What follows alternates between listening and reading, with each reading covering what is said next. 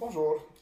Dans la vidéo précédente, on a commencé à voir la partie la plus théorique de ce cours, la notion d'un espace vectoriel. Bon, je vous rappelle qu'un espace vectoriel, c'est un ensemble d'objets munis de deux opérations, une addition, je peux ajouter deux éléments de l'ensemble, puis une multiplication par un scalaire, je peux multiplier un élément de l'ensemble par un scalaire. Ce n'est pas par un autre élément, c'est par un scalaire. Et les deux opérations sont internes, c'est-à-dire la somme de deux éléments de l'ensemble est un élément de l'ensemble. Le produit d'un élément de l'ensemble par un scalaire est aussi un élément de l'ensemble. Puis l'addition et la multiplication par un scalaire satisfont plusieurs axiomes, plusieurs propriétés, 10 au total, 5 pour l'addition, 5 pour la multiplication par un scalaire. Dans un espace vectoriel, il y a un vecteur très spécial qui s'appelle le vecteur nul. Le vecteur nul est un vecteur qui, lorsqu'on ajoute avec ce vecteur, on ne change pas l'élément de départ. Quels sont les espaces vectoriels qu'on va rencontrer dans ce cours? Il y en a quatre types d'espaces vectoriels qu'on va rencontrer.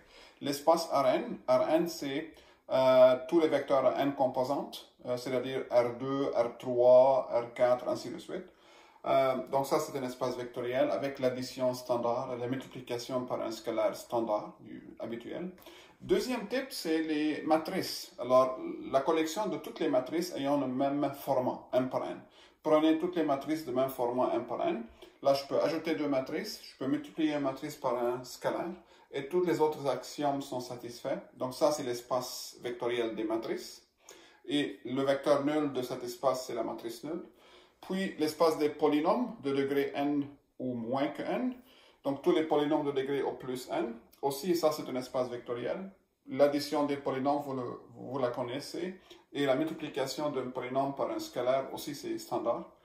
Et le dernier type, c'est l'ensemble ou la collection des fonctions. Des fonctions définies sur un certain domaine D et à valeur réelle. Toutes les fonctions définies sur un domaine D à valeur réelle représentent un espace vectoriel. Le vecteur nul de cet espace, c'est la fonction nulle, la fonction qui associe à chaque élément du domaine la valeur 0. Right? Maintenant, très important de traiter la notion de sous-espace parce que trop souvent, on ne travaille pas avec le grand espace, on travaille avec une partie de l'espace vectoriel qui, elle, forme un sous-espace. Donc, par définition, un sous-espace vectoriel d'un espace vectoriel V, c'est un sous-ensemble de V, mais pas juste un sous-ensemble, c'est un sous-ensemble qui, en lui-même, forme un espace vectoriel. Donc, un sous-espace, c'est un espace vectoriel qui vit à l'intérieur d'un plus grand espace vectoriel. Okay? Donc, ce n'est pas juste un sous-ensemble d'un espace vectoriel. Ce n'est pas vrai que chaque sous-ensemble est un sous-espace. Donc, un sous-espace, c'est plus qu'un sous-ensemble. C'est un sous-ensemble qui a la structure d'espace vectoriel avec les mêmes opérations que l'espace original. Donc, c'est un espace vectoriel plus petit que, ou bien qui vit à l'intérieur d'un espace vectoriel plus grand. Bon, étant donné un espace vectoriel V, n'importe lequel, et un sous-ensemble U de V, n'importe lequel, comment je peux déterminer si U est un sous-espace? Dans vos notes, vous trouvez un théorème qui s'appelle le test de sous-espace. Et c'est un test assez facile. Trois conditions. Si ces trois conditions sont satisfaites, alors le sous-ensemble U est un sous-espace de U. La première condition, c'est que le vecteur nul de l'espace V se trouve dans U. Alors imaginez l'espace V, ça c'est l'espace vectoriel V, puis ça c'est le sous-ensemble U. Je sais que chaque espace vectoriel admet un vecteur nul. La première condition, il faut que le vecteur nul soit à l'intérieur de U. Le vecteur nul soit à l'intérieur de U. Deuxième condition dit que U est fermé sous l'addition. Que veut dire ça? C'est-à-dire, si je prends deux éléments qui sont dans U, je les ajoute, je retrouve un élément qui est dans U, pas à l'extérieur de U. Donc ça s'appelle fermé sous l'addition. Puis la troisième condition, fermé sous la multiplication par un scalaire. Si je prends un vecteur de U et je le multiplie par un scalaire, le résultat est un vecteur de U. Alors, le résultat demeure dans U aussi. Ça ne sort pas hors de U. Alright? Donc, voici les trois conditions sur lesquelles le sous-ensemble devient un sous-espace. Et ça s'appelle le test de sous-espace. Et vous allez être face à ça à un point donné, sans doute. Des exemples. Deux exemples. Prenez l'espace R3. Prenez l'espace R3, donc l'espace vectoriel V égale R3. Ça, c'est la collection de tous les vecteurs ayant trois composantes. Puis, prenez le sous-ensemble U comme étant l'ensemble des vecteurs X, 0, Z, tels que X, Z sont des éléments de R. Alors ça, c'est un sous-ensemble de V, n'est-ce pas? Donc, quels sont les vecteurs qui se trouvent dans U? Ce sont tous les vecteurs de R3 ayant trois composantes, mais la condition, c'est que la deuxième composante est 0. La deuxième composante est 0. Donc, pour déterminer si un élément dans U, regardez la deuxième composante. Si la deuxième composante est nulle, alors on a un élément de U.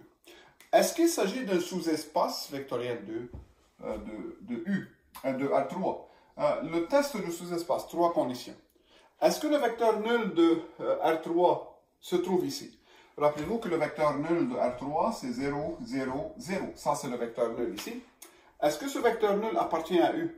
Est-ce qu'il satisfait la condition de U? Bon, la condition de U, c'est que toute la composante du milieu, la composante Y, est nulle. La composante de Y ici est 0. Donc ça, c'est bien un élément de U. Ça, c'est la première condition. Deuxième condition, l'espace est fermé sous l'addition. C'est-à-dire, si je prends deux vecteurs arbitraires de U, voici un vecteur arbitraire x1, 0, z1, et x2, 0, z2. Alors, je prends deux vecteurs arbitraires dans U, n'est-ce pas? Alors, qu'est-ce qui caractérise un vecteur dans U? La deuxième composante est 0, donc j'ai pris deux vecteurs arbitraires dans U, je les ajoute. Est-ce que je retrouve, est-ce que le résultat est toujours un vecteur de U? Bon, si je les ajoute, je trouve x1 plus x2, 0 plus 0 qui est 0, ensuite z1 plus z2. L'important ici, c'est que ça, c'est un élément de U, ça, c'est un vecteur qui se trouve dans U, à cause que la deuxième composante est toujours 0. Donc, j'ai additionné deux vecteurs arbitraires de U, le résultat est un vecteur qui est dans U. On dit que U est fermé sous l'addition. Et troisième condition, U est fermé sous la multiplication par un scalaire. Alors, prenez un vecteur arbitraire de U, donc x0z, ça c'est un vecteur arbitraire de U, et prenez un scalaire k, n'importe lequel, un nombre réel k. Qu'est-ce qu'on va faire? On va multiplier k par ce vecteur et voir si le résultat demeure toujours dans U. Alors si je fais k fois ce vecteur, x0z, qu'est-ce que je retrouve? La multiplication par un scalaire standard, ça me donne kx, puis k fois 0 c'est 0, puis kz. Est-ce que ce nouveau vecteur appartient toujours à U? Est-ce qu'il satisfait la propriété de U? La propriété de U, c'est que la deuxième composante est nulle. Elle est. Donc ça appartient à U.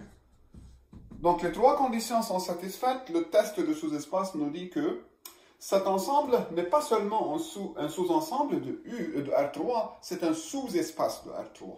Sous-espace de R3.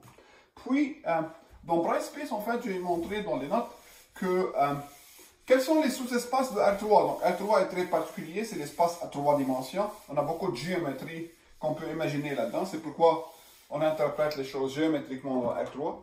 Il y a un résultat qui dit que dans R3, dans l'espace vectoriel R3, il y a quatre types de sous-espaces. Le sous-espace nul, c'est-à-dire le sous-espace qui comprend juste le vecteur nul. Ça, c'est un sous-espace. Les droites qui passent par l'origine, les plans qui passent par l'origine, puis l'espace R3 lui-même. Il n'y a pas d'autres sous-espaces de R3. Donc, géométriquement, les espaces de R3 sont l'espace nul, c'est-à-dire l'espace qui consiste au vecteur nul seulement. Puis, les droites, chaque droite qui passe par le point 0, 0, 0, c'est un sous-espace vectoriel. Puis, chaque plan qui passe par l'origine est un sous-espace vectoriel aussi. Puis, l'espace R3 au complet est un sous-espace de R3. Rappelez-vous que si on a un espace vectoriel V, le vecteur nul de V forme un sous-espace, puis V lui-même forme un sous-espace de lui-même, toujours. Un deuxième exemple, alors regardez, prenez ici l'espace M22. C'est quoi M22? Ça, c'est l'espace vectoriel de toutes les matrices 2 par 2. En général, l'espace Mn, c'est la collection ou l'espace vectoriel de toutes les matrices 2 par 2. Quel est le vecteur nul de cet espace? C'est la matrice nulle 2 par 2. Donc, prenez cet espace vectoriel et prenez la collection U.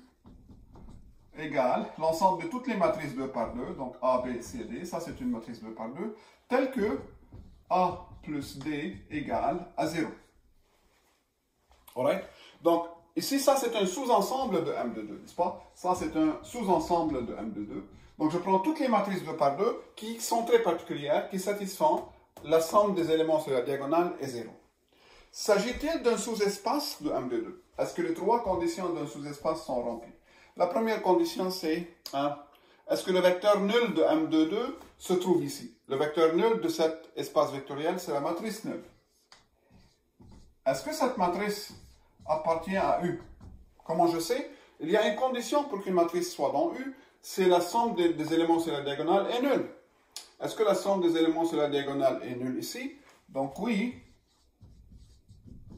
0 plus 0 égale à 0. Donc le vecteur nul de M de 2 se trouve dans U. U est la première condition est satisfaite.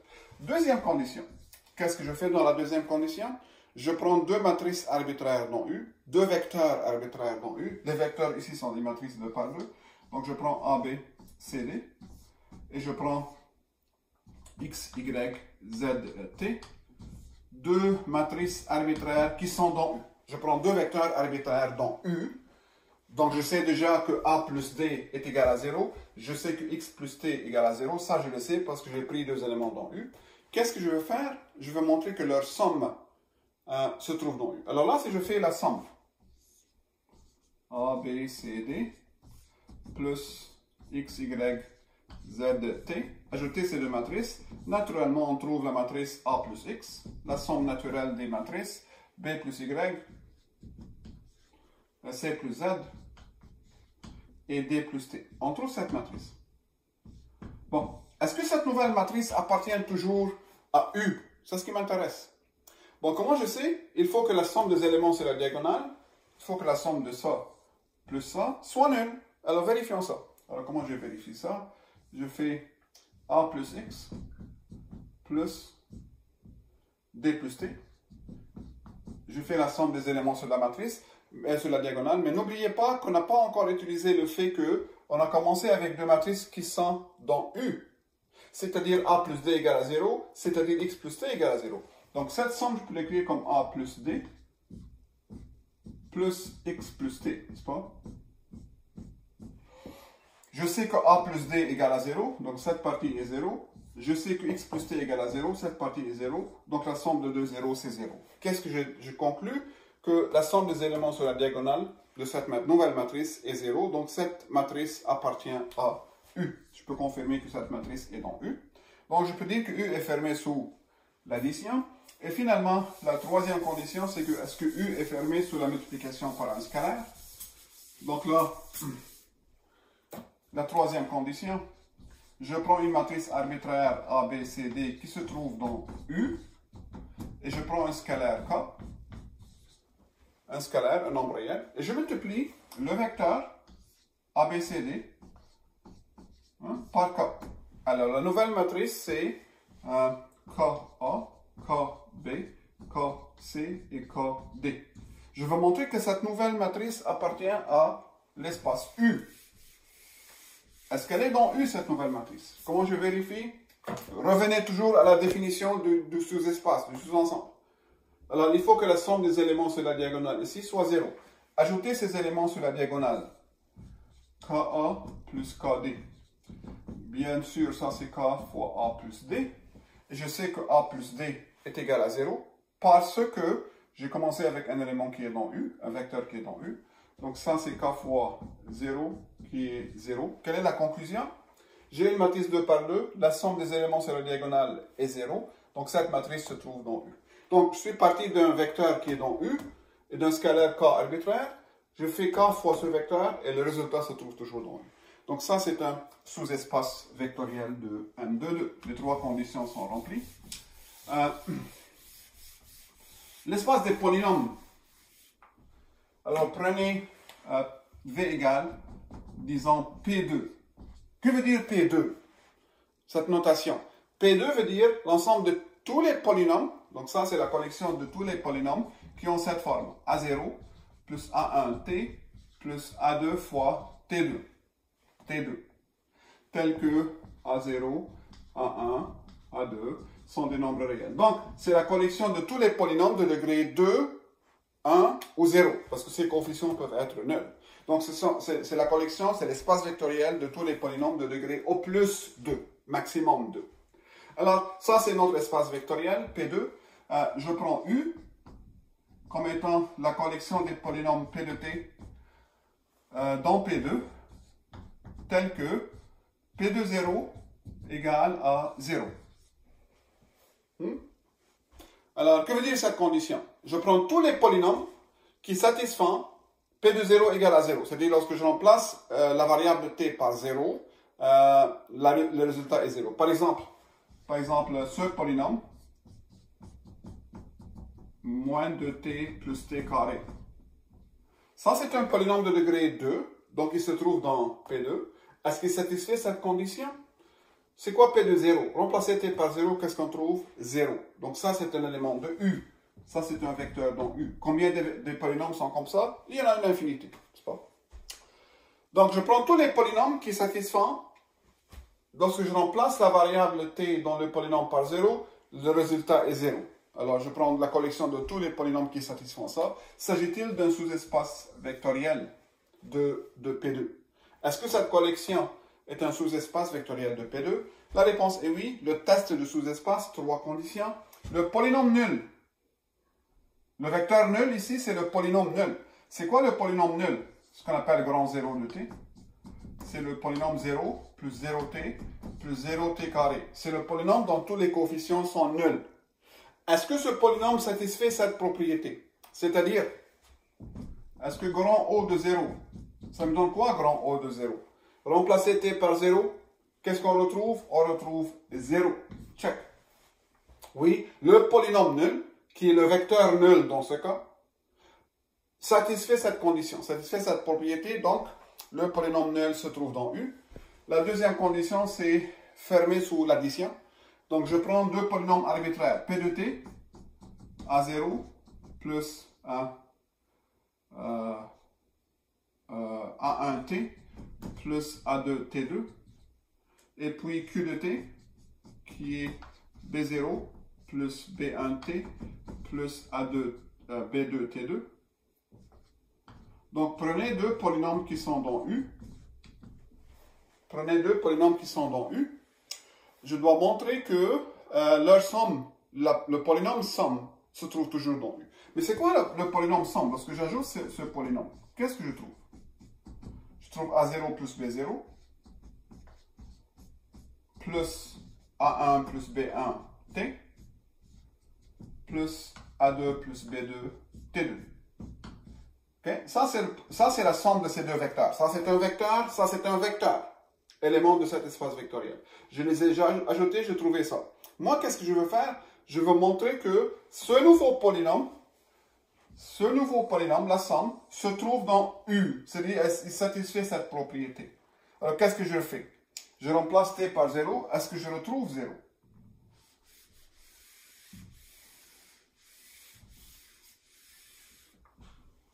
Alors, remplacer ici t par 0, qu'est-ce que je trouve? C'est quoi P de 0 plus Q de 0? Et ça me donne A0 plus B0 plus... ici, je remplace t par 0, donc cette partie, c'est 0. Je remplace t par 0, je trouve ça que ça, c'est 0. Je trouve ça. Mais est-ce que ça, c'est 0? Mais... je sais que P de 0 égale à 0, n'est-ce pas? Pourquoi? Parce que je commençais avec un polynôme qui était dans U. Ça veut dire, rappelez-vous que P c'était A0 plus A1 0 plus A2 0. Donc ça c'est 0, n'est-ce pas? P de T était dans U, donc P de 0 égale à 0. Donc je trouve ça c'est 0, ça c'est 0, donc je trouve que A0 égale à 0. Et de même, Q de 0 égale à 0. Ce qui donne que B0 plus B1 fois 0 plus B2 fois 0 égale à 0. Ce qui donne que B0 égale à 0, n'est-ce pas? Donc ça vient du fait que le polynôme P était dans U et le polynôme Q était dans U. Donc les deux satisfont cette propriété. Donc ça me donne que A0 plus B0 égale à 0. Bref, J'ai commencé avec deux polynômes, P de t et Q de t, qui sont les deux dans U. Et j'ai montré que leur somme, qui est celui-là, ce nouveau polynôme, est toujours dans U parce qu'il satisfait cette condition. Regardez ce polynôme, remplacez t par 0, vous trouvez que vous avez 0 parce que A0 plus B0 est 0 dans ce cas. Alright? Et finalement, le dernier exemple, c'est pour les fonctions, l'espace des fonctions.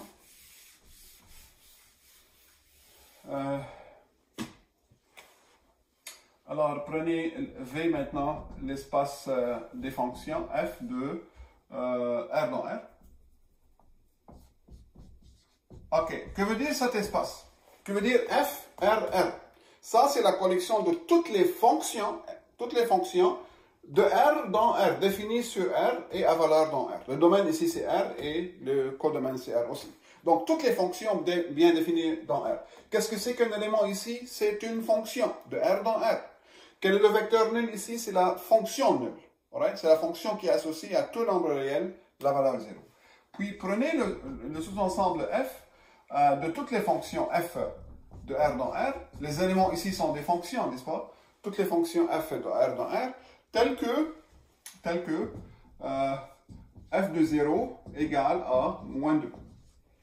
Je vais faire d'autres choses. Je vais faire f de 0 et plus grand ou égal à 0. Bon, commençons par ça. F de 0 égale à 0. Plus grand ou égal à 0. Alright? Donc, que veut dire ça? Je prends toutes les fonctions de R dans R qui satisfont la valeur de la fonction au point 0 est plus grand ou égal à 0. S'agit-il d'un sous-espace vectoriel? Bon, regardez, un petit conseil pour vous. À chaque fois que vous voyez un ensemble défini avec une inégalité, trop souvent, ce n'est pas un sous-espace. Il faut montrer qu'une des conditions n'est pas remplie. Lorsqu'on veut montrer que quelque chose n'est pas un sous-espace, il faut montrer qu'une des propriétés n'est pas satisfaite. Une de ces trois propriétés n'est pas satisfaite, les trois conditions. Laquelle de ces trois conditions n'est pas satisfaite ici? Bon, la fonction nulle. Est-ce que la fonction nulle satisfait ça? Oui, parce que la fonction nulle au point 0 donne 0. C'est égal à 0, donc c'est plus grand ou égal à 0. Est-ce que la deuxième condition est satisfaite? Oui, parce que si je prends deux fonctions, dans U, c'est-à-dire f de 0 est plus grand ou égal à 0, g de 0 est plus grand ou égal à 0, alors f de 0 plus g de 0 est aussi plus grand ou égal à 0. Mais la troisième condition n'est pas remplie. Pourquoi? Pour montrer qu'elle n'est pas satisfaite, il faut donner un contre-exemple. Il faut juste donner un exemple où la troisième propriété ne fonctionne pas. Prenez la fonction f de x, disons, égale à x plus 1. C'est une fonction très simple. Est-ce que cette fonction se trouve dans U? Est-ce qu'elle satisfait cette propriété? C'est quoi f de 0? Remplacer x par 0, c'est 1, et 1 est plus grand ou égal à 0, n'est-ce pas? Donc, je peux conclure que cette fonction f de x, c'est un vecteur dans U, c'est un élément de U, parce qu'elle satisfait cette condition. Bon, si U était un sous-espace vectoriel, la troisième condition nous dit que lorsque je multiplie n'importe quel élément de U par un scalaire peut être négatif ou positif, le nouveau vecteur est toujours dans U. Maintenant, multipliez cette nouvelle fonction par moins 2, disons. Moins 2, c'est un scalaire, c'est un nombre réel. Si U était un sous-espace, comme f de x est déjà dans U, moins 2f de x devrait être dans U aussi. Mais c'est quoi moins 2 fois f de x? Ça, c'est f de x. C'est la fonction moins 2x moins 2. N'est-ce pas? C'est la fonction moins 2x moins 2. Alors, est-ce que cette fonction satisfait cette propriété? Donc, si je fais moins 2 fois 0, moins 2, là je trouve de 0 qui est négatif. Donc, je peux conclure que cette fonction, c'est-à-dire moins 2f de x, n'appartient pas à U. Donc, c'est une contradiction à la troisième condition. Donc, je suis parti d'un vecteur qui est dans U, d'un élément qui est dans U, je multiplie cet élément par un scalaire, moins 2, et le résultat, moins 2 fois f de x n'appartient pas à U. Alors, que veut dire ça? U n'est pas un sous-espace vectoriel, parce que la troisième condition de sous-espace n'est pas satisfaite. Rappelez-vous que pour que U soit un sous-espace, il faut que les trois conditions soient satisfaites. Si une de ces conditions n'est pas satisfaite, ça suffit pour dire que ce n'est pas un sous-espace vectoriel. Okay? Donc, pour montrer que vous n'avez pas un sous-espace vectoriel, il suffit de montrer qu'une ou l'autre de ces trois conditions n'est pas remplie. Et donner un exemple comme ça. Alors, par exemple, si je donne la même chose, même espace, et prenez f de 0 égale à 1. Toutes les fonctions dont la valeur au point 0 égale à 1. Hein? Prenez toutes les fonctions dont la valeur au point 0 égale à 1. S'agit-il d'un sous-espace vectoriel de l'espace des fonctions? Non, parce que la première condition n'est pas satisfaite. Le vecteur nul, c'est quoi le vecteur nul ici? C'est quoi le vecteur nul de cet espace? C'est la fonction nulle. La fonction nulle qu'on note par grand O, cette fonction associe à chaque nombre réel la valeur 0. Est-ce que la fonction nulle au point 0 est égale à 1? Non, la fonction nulle au point 0, c'est 0. Hein? La fonction nulle associe 0 à n'importe quel nombre réel, en particulier 0. Donc, la fonction nulle, qui est le vecteur nul de f, n'appartient pas à ce sous-espace. La fonction nulle ne satisfait pas cette condition. Elle n'est pas dans U. C'est la première condition d'un sous-espace. Donc, U n'est pas un sous-espace. Faites des exemples. Là, c'est important de faire des exemples. Dans le vidéo prochain, on va voir comment une autre façon de dire si U est un sous-espace, à part le test de sous-espace.